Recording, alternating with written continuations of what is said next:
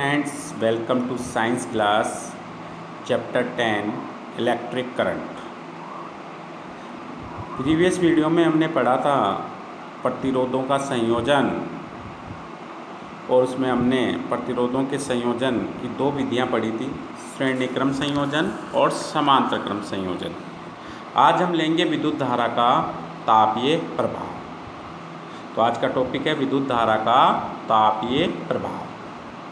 जब किसी उच्च प्रतिरोध के चालक में विद्युत धारा प्रवाहित की जाती है तो वह गर्म होकर ऊष्मा देने लगता है। इसे विद्युत धारा का ऊष्मीय या तापीय प्रभाव कहते हैं। इस सिद्धांत पर विद्युत हीटर, विद्युत इस्त्री, विद्युत गीजर, विद्युत टोस्टर, विद्युत केतली आदि उपकरण कार्य करते हैं। तो देखो, हम सबने विद्युत हीटर का उपयोग किया होगा या करते हुए देखा होगा। विद्युत हीटर में जो है, हीटर तक विद्युत धारा लाने तक कॉपर धातु का उपयोग किया जाता है तथा जो हीटर की कुंडली होती है वो निक्रोम मिश्र धातु की बनी होती है। तो जो विद्युत धारा हीटर तक लाने के लिए तांबे का जो तार होता है उसका प्रतिरोध कम होता है, जिससे धारा प्रवाहित होकर विद्युत हीटर तक पहुंचती है।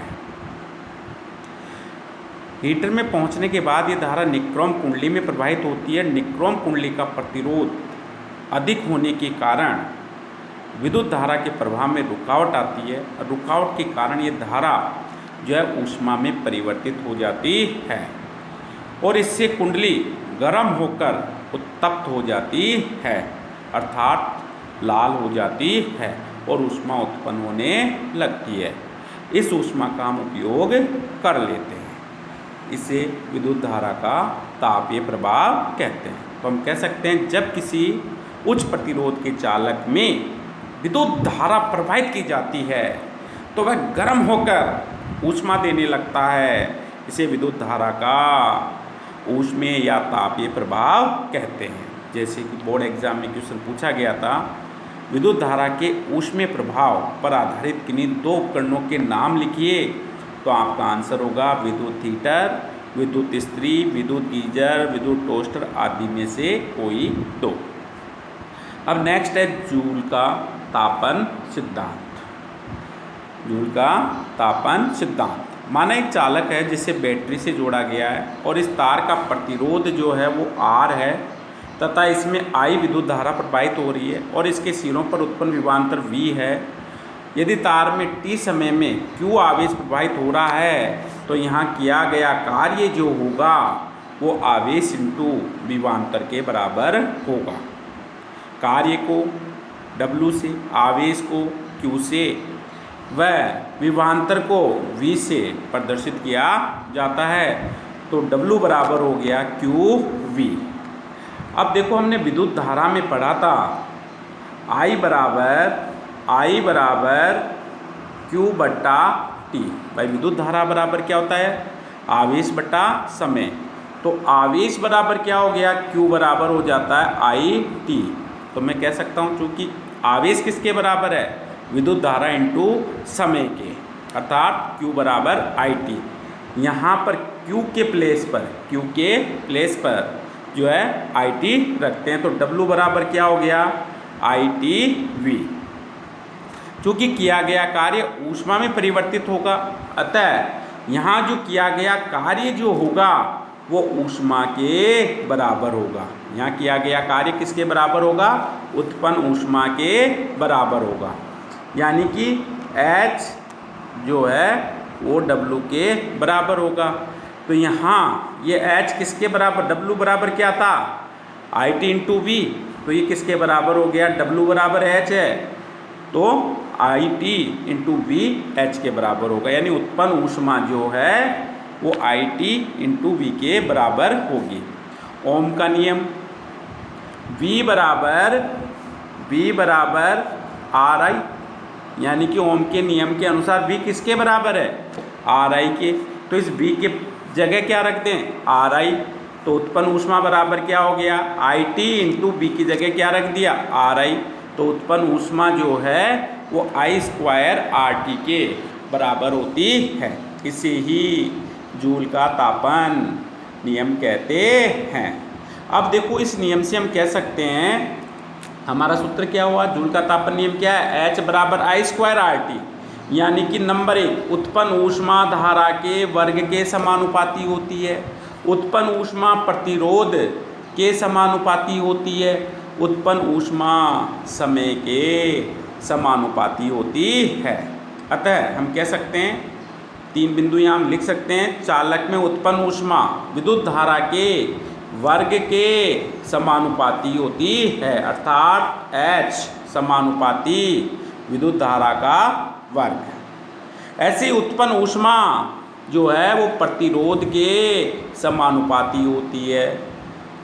उत्पन्न ऊष्मा उसमें प्रवाहित धारा के, जो धारा प्रवाहित हुई है उसमें जो समय है उस समय के समानुपाती होती है, यानी कि किसी जो है चालक में जितने समय तक धारा प्रवाहित होगी ऊष्मा उतनी ही अधिक उत्पन्न होगी।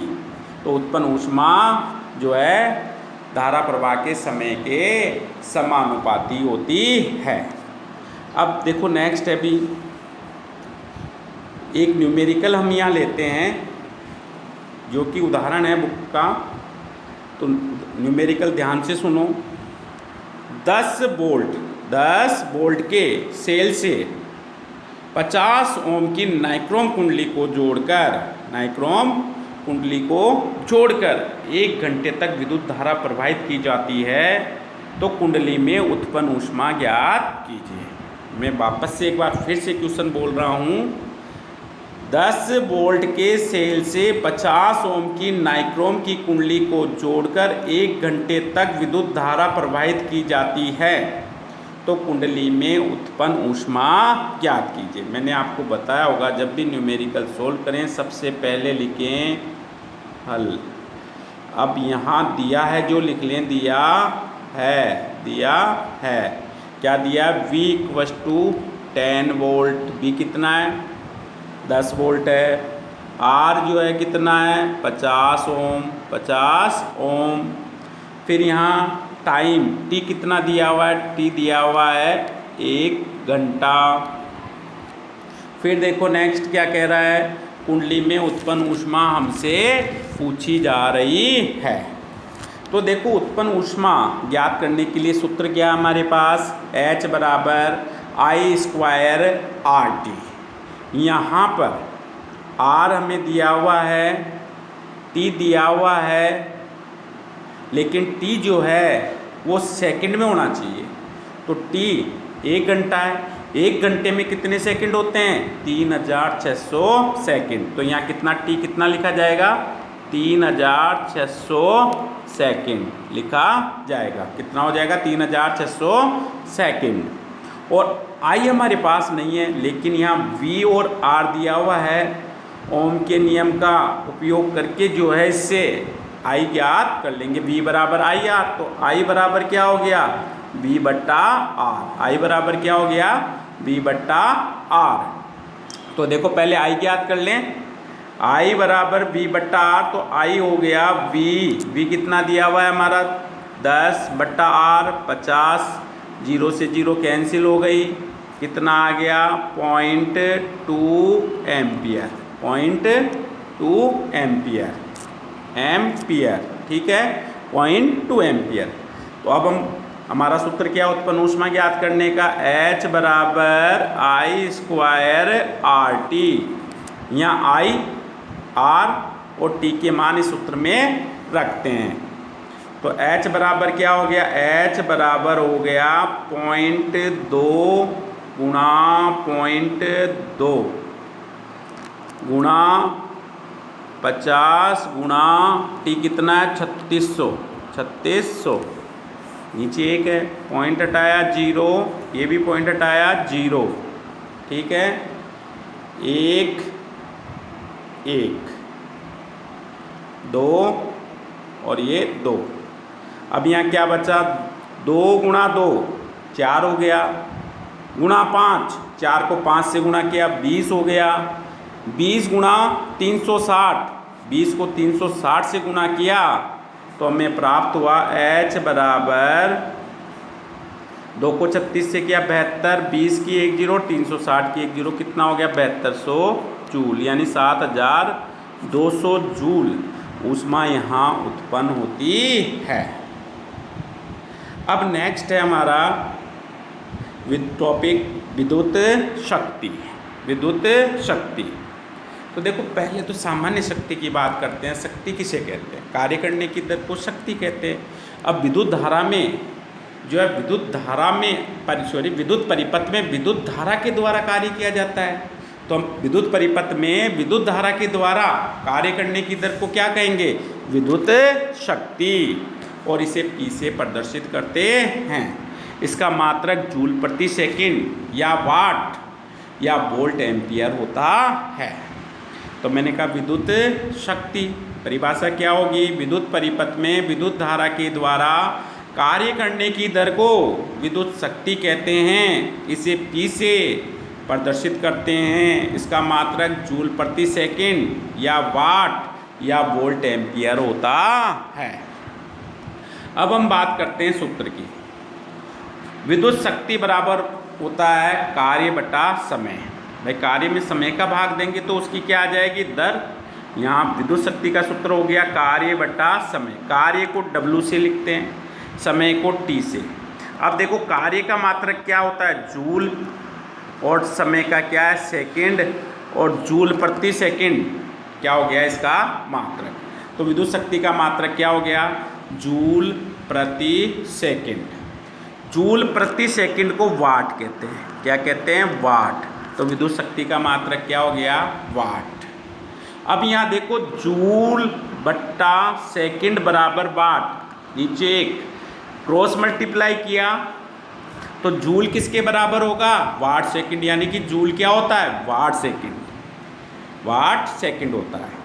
तो हम यहाँ बात कर रहे थे विद्युत शक्ति के मात्रक की, तो मात्रक क्या हो गया? जूल प्रति सेकंड, या क्या कह सकते हैं इसे? वाट। ठीक है। वाट शक्ति का छोटा मात्रक होता है। अन्य बड़े मात्रक क्या होते हैं? Horse power, kilowatt, megawatt. 1 kilowatt में 10 की घात 3 वाट अर्थात 1000 वाट होते हैं। 1 मेगावाट में 10 की घात 6 वाट होते हैं। और एक हॉर्स पावर में जो है 746 वाट होते हैं। कई बार छोटा क्वेश्चन पूछ लिया जाता है 1 किलोवाट में कितने वाट होते हैं, तो आपका आंसर होगा 1000 वाट। क्वेश्चन पूछ लिया जाता है 1 हॉर्स पावर में कितने वाट होते हैं, 746 वाट होते हैं। अब देखो हम बात कर रहे थे शक्ति के सूत्र की, तो P बराबर हमने किया था W/T। अब जो कार्य है वो किसके बराबर होता है, आवेश इंटू विभवांतर के। तो P किसके बराबर हो गया, आवेश इंटू विभवांतर बटा समय। तो आवेश को Q से, विभवांतर को V से, समय को T से लिखते हैं।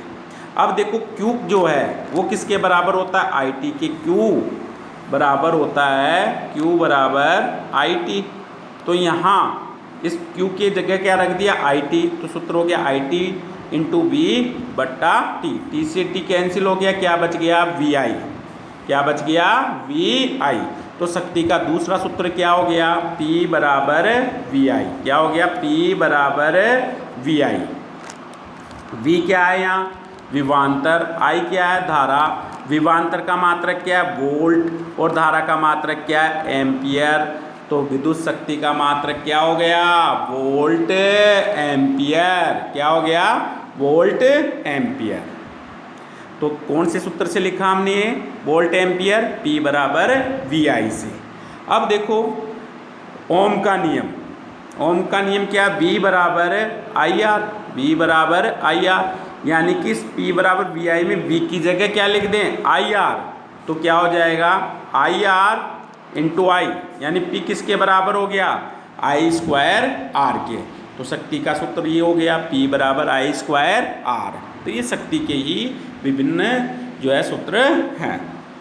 अब देखो 1 वाट घंटा किसे कहते हैं, 1 वाट घंटा किसे कहते हैं। परिभाषा ध्यान से देखो, बहुत ही सिंपल परिभाषा है।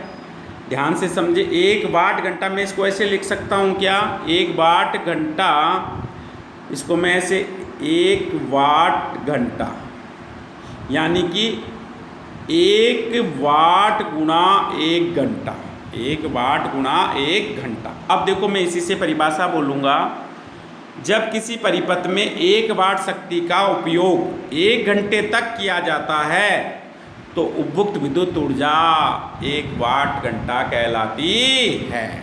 जब किसी विद्युत परिपथ में 1 वाट शक्ति का उपयोग 1 घंटे तक किया जाता है तो परिपथ में उपभुक्त ऊर्जा 1 वाट घंटा कहलाती है। अब देखो नेक्स्ट है किलोवाट घंटा। इसको भी ठीक इसी प्रकार से हम लिख सकते हैं।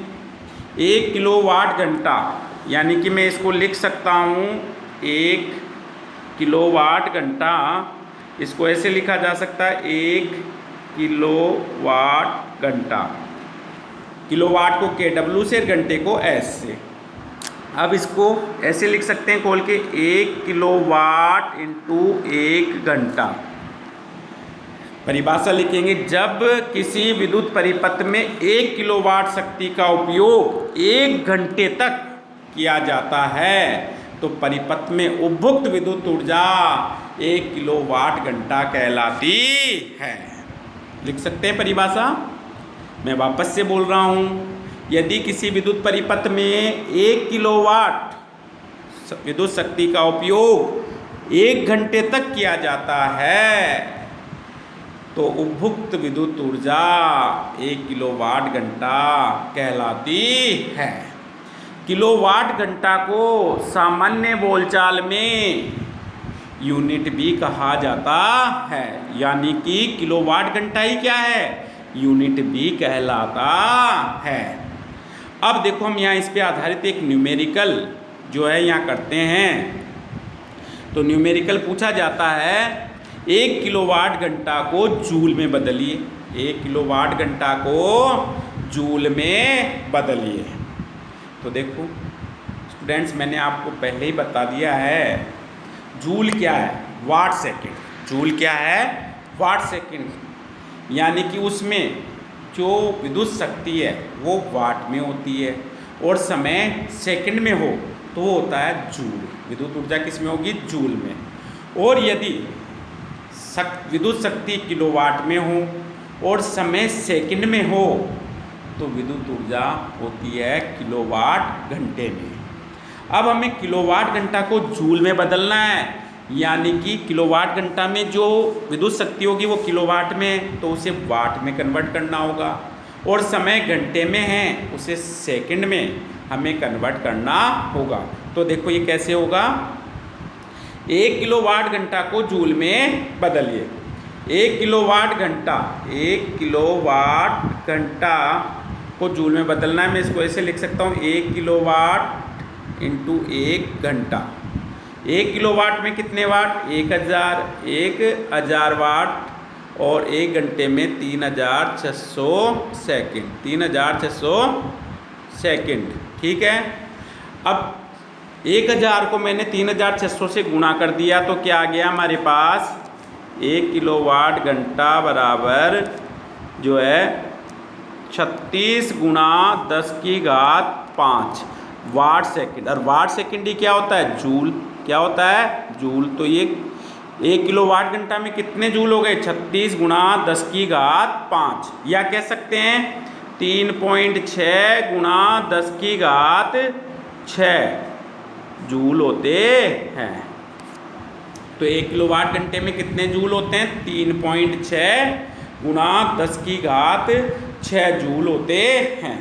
यदि हमसे ये 10 किलोवाट घंटे में पूछ ले जूल कितने होंगे, तो इस 1 की जगह 10 कर देंगे तो 10 किलोवाट घंटा में जूल प्राप्त हो जाएंगे। यदि हमसे कहा जाए 15 किलोवाट घंटा को जूल में बदलिए तो इस 1 की जगह पर क्या करेंगे, 15 कर देंगे। तो 15 गुणा 3.6 गुणा 10 की घात 6 जूल प्राप्त होंगे। तो ये हो गया किलोवाट घंटा को जूल में बदलना।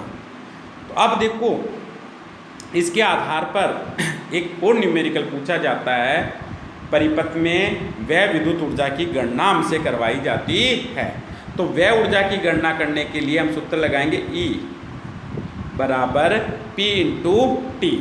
E बराबर P इंटू टी। अब हमसे E किलोवाट घंटा या इसे क्या कहते हैं यूनिट, या यूनिट में पूछा जाए और P हमें वाट में दे रखा हो। P हमें किस में दे रखा है, वाट में।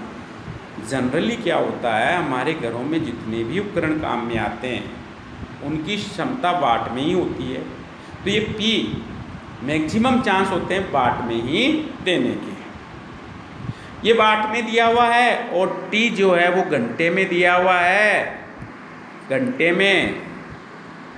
अब हमसे यूनिट में ये पूछ रहा है, तो यूनिट में कैसे निकालेंगे? तो E यूनिट में निकालने के लिए हम क्या करेंगे, E बराबर E यूनिट में या किलोवाट घंटा, P किस में है, वाट में, T किस में है, घंटे में, तो बट्टा क्या कर देंगे, 1000/1000। अब इस प्रकार का कोई भी न्यूमेरिकल दें हम इस सूत्र से सोल्व कर सकते हैं। वहाँ P हमें वाट में दिया हुआ होना चाहिए, T घंटे में हो, तो बटा 1000 लगाकर जो है इस सूत्र के द्वारा हम न्यूमेरिकल को हल कर सकते हैं। जैसे मैं उदाहरण के लिए लेता हूँ, ध्यान से सुनिएगा। 2 बल्ब 100 वाट के प्रतिदिन 8 घंटे चलते हैं। 1 महीने में अर्थात 30 दिन में कितने यूनिट विद्युत ऊर्जा व्यय होगी? मैं क्वेश्चन को वापस से रिपीट कर रहा हूँ, ध्यान से सुनिएगा। 2 बल्ब 100 वाट के प्रतिदिन 8 घंटे चलते हैं। 1 महीने अर्थात 30 दिन में कितने यूनिट विद्युत ऊर्जा व्यय होगी? तो सबसे पहले हम ये सूत्र लिखेंगे, E बराबर P हमें वाट में दिया हुआ है, वाट इंटू T घंटे में दिया हुआ है, घंटे बटा 1000। अब इस सूत्र में हम मान रखते हैं। तो देखो E बराबर E यूनिट में आएगा बराबर 2 बल्ब हैं। एक बल्ब की क्षमता कितनी है? एक बल्ब की क्षमता जो है वो 100 वाट है। कितनी है? 100 वाट है। तो 2 बल्ब की कितनी हो गई? 2 गुणा 100, ये वाट में है, ठीक है। इनटू एक दिन 8 घंटे काम में लेते, कितने दिन? 30 दिन। तो ये 30 दिन में कुल समय आ गया, बट्टा क्या कर दें? 1000/1000। 1 2 1 2, ये 0 से ये 0 कैंसिल। अब देखो 2 को 1 से गुणा किया 2, 2 को 8 से गुणा किया 16, 16 को 3 से गुणा किया तो कितने आ गए? 48। कितने आ गए? 48। तो E कितना आ गया? 48 यूनिट। 48 यूनिट इसका क्या होगा? आंसर। क्लियर है?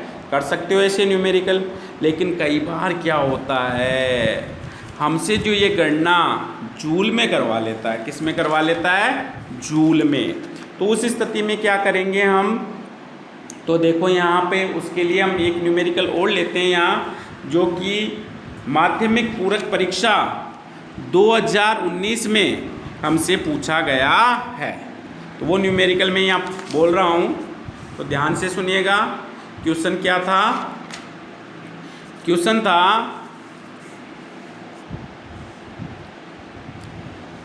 100 वाट के 2 बल्ब, 100 वाट के 2 बल्ब, यानी कि एक बल्ब की क्षमता कितनी है? 100 वाट है। और कितने बल्ब हैं? 2 बल्ब यहाँ दिए हुए हैं। 100 वाट के 2 बल्ब यहाँ दिए हुए हैं। प्रतिदिन 6 घंटे काम में लिए जाते हैं। प्रतिदिन कितने घंटे काम में लिए जाते हैं? 6 घंटे काम में लिए जाते हैं। तो 30 दिन में व्यय हुई विद्युत ऊर्जा, ध्यान दीजिएगा, जूल में ज्ञात कीजिए। जूल में ज्ञात करनी है। मैं वापस से बोल रहा हूँ क्वेश्चन को। 100 वाट के 2 बल्ब प्रतिदिन 6 घंटे जलते हैं। 30 दिन में व्यय हुई विद्युत ऊर्जा जूल में ज्ञात कीजिए। तो देखो इसको कैसे सोल्व करेंगे? सोल्व करते हैं हम। ये हमें ज्ञात करना है वही किसमें? जूल में। किसमें ज्ञात करना है? जूल में। अब आपको पता होना चाहिए जूल क्या होता है? वाट सेकेंड, यानी कि जो बल्ब है उसकी क्षमता तो वाट में ही है, लेकिन समय यहाँ घंटे में है, और इसको किस में कन्वर्ट करना होगा? हमें इसे सेकंड में कन्वर्ट करना होगा। तो ई जूल में कब आएगा? जब पी किस में हो? वाट में। पी किस में हो? वाट में, इंटू टी किस में हो? सेकंड में। टी किस में हो? सेकंड में हो। और तो ई जो है वो वाट सेकंड अर्थात जूल में हमें प्राप्त हो जाता है। तो यहाँ टी जो दिया हुआ है वो किस में? घंटे में। तो इस घंटे को किस में कन्वर्ट करेंगे? इस घंटे को हम सेकंड में कन्वर्ट करेंगे। मान रखते हैं। तो देखो ई बराबर ई किस में? जूल में निकालना है। ई बराबर पी कितना है? 2 बल्ब हैं, एक की कैपेसिटी 100 वाट, तो ये हो गई कुल जो है विद्युत शक्ति। एक दिन में 6 घंटे काम आते हैं। कितने दिन काम आते हैं? 30 दिन। अब यहाँ ये घंटे में समय आया, इसको सेकंड में बदलने के लिए क्या करें? एक घंटे में कितने सेकंड? 3600। कितने? 3600 से इसको क्या करेंगे? गुणा करेंगे। अब इसको सोल्व करते हैं हम। तो देखो यहाँ 2 को 6 से गुणा करेंगे, कितना हो गया? 12। 12 को 3 से गुणा करेंगे, कितना हो गया? 2 को 6 से गुणा किया 12, 12 को 3 से गुणा किया, कितना हो गया? 12 36। अब 36 को 36 से गुणा करते हैं तो कितना आ गया? 1296। 1296 गुणा 10 की पावर कितनी हो गई? 1 2 3 4 5, 10 की घात 5 क्या हो जाएगा? जूल। आंसर हमें इसका प्राप्त होगा। अब देखते हैं हम आगे। नेक्स्ट है अपना विद्युत धारा का चुंबकीय प्रभाव। विद्युत धारा का चुंबकीय प्रभाव। तो देखो विद्युत धारा का चुंबकीय प्रभाव किसे कहते हैं? तो देखो जब किसी चालक में विद्युत धारा प्रवाहित की जाती है तो उस चालक के चारों ओर चुंबकीय प्रभाव उत्पन्न हो जाता है। इसे विद्युत धारा का चुंबकीय प्रभाव कहते हैं।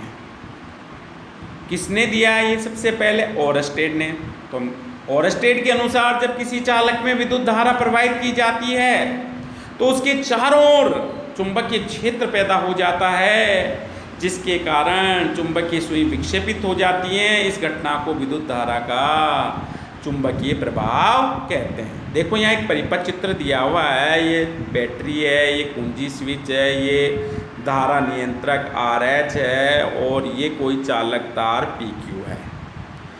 धारा प्रवाहित करते हैं चालक में P से Q की ओर धारा प्रवाहित होती है। इसके पास हम ये चुंबकीय सुई रखते हैं। जैसे हम इसमें धारा प्रवाहित करते हैं हम देखते हैं कि इस चुंबकीय सुई में विक्षेप आता है, अर्थात जब चालक PQ में धारा प्रवाहित हुई तो इसके चारों ओर चुंबकीय क्षेत्र उत्पन्न हो गया, और उस चुंबकीय क्षेत्र के कारण ये चुंबकीय सुई जो है वो विक्षेपित हो जाती है। तो हम कह सकते हैं भाई विद्युत धारा का चुंबकीय प्रभाव क्या होगा? तो आंसर होगा जब किसी चालक में विद्युत धारा प्रवाहित की जाती है तो उसके चारों ओर चुंबकीय क्षेत्र उत्पन्न हो जाता है। इसे विद्युत धारा का चुंबकीय प्रभाव कहते हैं। किसी चालक में धारा प्रवाहित करने पर उत्पन्न चुंबकीय क्षेत्र की दिशा ज्ञात करने के नियम। तो देखो दिशा ज्ञात करने के 2 नियम आपके सिलेबस में दिए हुए हैं। पहला है दक्षिणावर्त पेच नियम, दक्षिणावर्त पेच नियम, और नियम नंबर 2 है दक्षिण हस्त अंगुष्ठ नियम, दक्षिण हस्त अंगुष्ठ नियम। हम पहला लेते हैं दक्षिणावर्त पेच नियम। इस नियम के अनुसार पेच को दक्षिणावर्त घुमाने पर पेच की नोक विद्युत धारा की दिशा को बताती है। तो पेच के घुमाने की दिशा चुंबकीय क्षेत्र की दिशा को प्रदर्शित करते हैं। इसे दक्षिणावर्त पेच नियम कहते हैं। ये पेच है, ये इसकी नोक है, और ये जो है इसके घूर्णन की दिशा। अब इस हम किसी भी वस्तु पर जब पेच लगाते हैं, कसते हैं, तो उसे घुमाते हैं।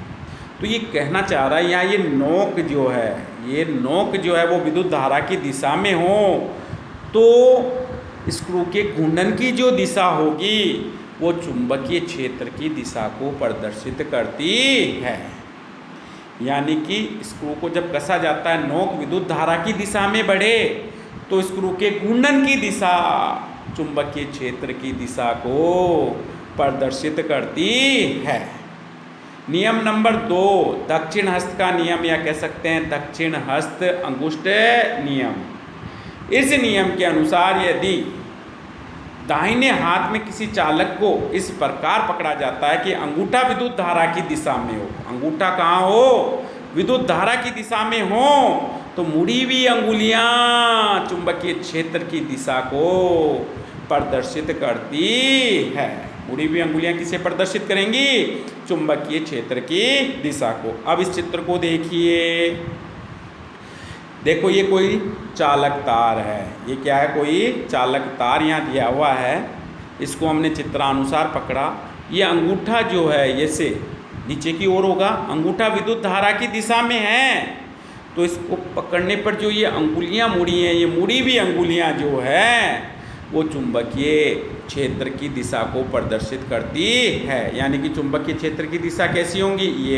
ये क्या होंगी? चुंबकीय क्षेत्र की दिशा। मैं एक बार वापस से आपको समझा रहा हूँ। दक्षिण हस्त अंगुष्ठ नियम, इस नियम के अनुसार यदि अपने दाहिने हाथ से किसी चालक तार को इस प्रकार से पकड़ते हैं कि अंगूठा विद्युत धारा की दिशा में हो, अंगूठा कहाँ हो? विद्युत धारा की दिशा में, तो ये मुड़ी हुई अंगुलियाँ चुंबकीय क्षेत्र की दिशा को बताती है। ये मुड़ी हुई अंगुलियाँ जो हैं ये क्या होंगी? चुंबकीय क्षेत्र की दिशा को प्रदर्शित करती हैं। नेक्स्ट टॉपिक है चुंबकीय क्षेत्र। भाई चुंबकीय क्षेत्र कहते किसे हैं? किसी चुंबक के चारों ओर का वह क्षेत्र जहाँ तक चुंबक अपना प्रभाव रखता है चुंबकीय क्षेत्र कहलाता है। इसे चुंबकीय बल रेखाओं से व्यक्त करते हैं।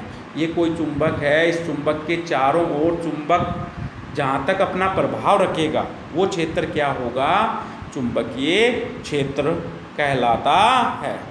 या ऐसे भी कह सकते हैं किसी चुंबक के चारों ओर का वह क्षेत्र जहाँ तक चुंबकीय बल का अनुभव किया जा सके चुंबकीय क्षेत्र कहलाता है। अब चुंबकीय क्षेत्र को किससे प्रदर्शित किया जाता है? चुंबकीय बल रेखाओं के द्वारा व्यक्त किया जाता है। नेक्स्ट है किसी छड़ चुंबक के बाहर व भीतर चुंबकीय क्षेत्र रेखाओं को प्रदर्शित करना। देखो इससे पहले मैं बात करूँगा चुंबक के बारे में। जब किसी छड़ चुंबक को हम स्वतंत्रता पूर्वक लटकाते हैं तो वह सदैव उत्तर दक्षिण दिशा में स्थिर होता है। चुंबक का जो सिरा उत्तर की ओर संकेत करता है वह उत्तरी ध्रुव कहलाता है। इसे एन से प्रदर्शित करते हैं। तथा चुंबक का जो सिरा दक्षिण की ओर संकेत करता है वह दक्षिणी ध्रुव कहलाता है। इसे एस से प्रदर्शित करते हैं। यदि चुंबक के समान ध्रुवों को, ये चुंबक है एस एन और ये दूसरा चुंबक है, ये इसका ध्रुव है एन एस, यदि समान ध्रुवों को हम पास में लाते हैं तो ये एक दूसरे को प्रतिकर्षित करते हैं, यानी कि दूर हटाते हैं। क्या करते हैं? यानी कि दूर हटाते हैं। और असमान ध्रुव, जैसे मान लो ये छड़ चुंबक है और इसका ये उत्तरी ध्रुव, ये दक्षिणी ध्रुव, ये दूसरा चुंबक है, इसका ये उत्तरी ध्रुव और ये क्या है? दक्षिणी ध्रुव। ये विपरीत ध्रुव हो गया, ये एस है और ये एन, तो ये क्या करेंगे? एक दूसरे को आकर्षित करते हैं। यानी कि मैं कह सकता हूँ चुंबक के समान ध्रुवों में प्रतिकर्षण पाया जाता है और असमान ध्रुवों में आकर्षण पाया जाता है। नेक्स्ट है छड़ चुंबक के बाहर भीतर चुंबकीय क्षेत्र रेखाओं को प्रदर्शित करना। ये एक छड़ चुंबक यहाँ लिए हमने चित्र में, ये चित्र दिख रहा होगा आपको। ये इसका उत्तरी ध्रुव है और ये इसका दक्षिणी ध्रुव है। चुंबक में दो ध्रुव होते हैं, उत्तरी ध्रुव और दक्षिणी ध्रुव। यहाँ देखो चुंबकीय क्षेत्र रेखाएं उत्तरी ध्रुव से उत्पन्न होकर दक्षिणी ध्रुव में विलीन हो रही है। बाहर क्या हो रहा है? उत्तरी ध्रुव से उत्पन्न हो रही है और दक्षिणी ध्रुव में जाकर क्या हो रही हैं? विलीन हो रही है। भीतर क्या हो रही है? दक्षिणी ध्रुव से उत्तरी ध्रुव की ओर गमन करती है। यानी कि चुंबकीय क्षेत्र रेखाएं चुंबक के बाहर उत्तरी ध्रुव से उत्पन्न होकर दक्षिणी ध्रुव में विलीन होती हैं तथा भीतर जो है वो दक्षिणी ध्रुव से उत्तरी ध्रुव की ओर गमन करती हैं और इस प्रकार से एक बंद जो है काल्पनिक वक्र का निर्माण करती हैं। अब हम लेते हैं चुंबकीय क्षेत्र रेखाओं के गुण।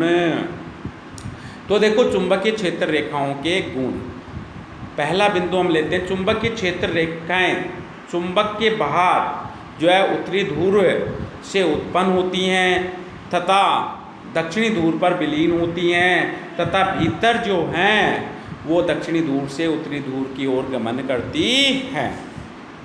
पॉइंट नंबर 2, ये चुंबकीय बल रेखाएं बंद वक्र का निर्माण करती हैं। पॉइंट नंबर 3, चुंबकीय बल रेखाएं जितनी पास पास होंगी अर्थात सघन होगी वहाँ चुंबकीय क्षेत्र उतना ही प्रबल होगा। तो देखो चुंबक में चुंबकीय क्षेत्र रेखाएं कहाँ पास पास होती हैं? ध्रुवों पर। कहाँ होती है? ध्रुवों पर। तो ध्रुवों पर चुंबकीय क्षेत्र क्या होता है? प्रबल होता है। क्वेश्चन पूछ लिया जाता है चुंबक में चुंबकीय क्षेत्र कहाँ प्रबल होता है? तो आपका आंसर क्या होगा? ध्रुवों पर। पॉइंट नंबर 4, चुंबकीय क्षेत्र रेखाएं कभी भी एक दूसरे को प्रतिच्छेद नहीं करती हैं। क्यों नहीं करती हैं? क्योंकि दो चुंबकीय क्षेत्र रेखाएं यदि एक दूसरे को प्रतिच्छेदित करेंगी तो प्रतिच्छेदी बिंदु पर दिक्सूचक सुई को रखने पर दो दिशाओं की ओर संकेत होना चाहिए, जो कि संभव नहीं है। तो हम कह सकते हैं दो चुंबकीय क्षेत्र रेखाएं कभी भी एक दूसरे को प्रतिच्छेदित नहीं करती हैं। अब देखो नेक्स्ट है विद्युत चुंबकीय प्रेरण। अगला टॉपिक क्या है? विद्युत चुंबकीय प्रेरण। तो देखो किसे कहते हैं विद्युत चुंबकीय प्रेरण? जब कुंडली व चुंबक के बीच सापेक्ष गति कराई जाती है तो कुंडली में विद्युत धारा पैदा हो जाती है और इसी घटना को विद्युत चुंबकीय प्रेरण कहते हैं।